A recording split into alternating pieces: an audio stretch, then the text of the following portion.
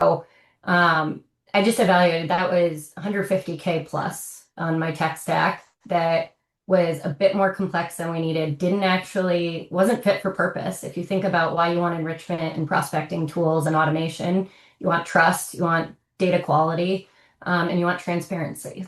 So I went back to, I've loved lean data for ease of setting up your routing. I think it's really flexible. It gives that transparency. It's easy to audit when things go the right way or don't go the way you expected them to go when you first build those routings. And then looked at also Cognism, and we upgraded our 6sense. We'd had 6sense for the ABM side and the predictive, but we didn't have the sales intelligence. And so 6sense isn't always on the contact side is bigger breadth. It's more focused on the company level enrichment, and then Cognism for that outbounding prospecting piece.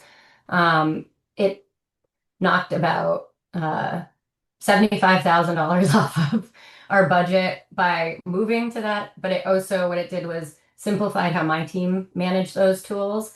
It added, again, transparency to the reps where they actually know where the data is coming from, where it's being enriched from. We had a bit more, you know, buy-in on those things. I think in a world of prospecting and data and enrichment, it's an ever-evolving world. So that's something I don't think I'll ever stop evaluating. But that was like the first big priority for us here.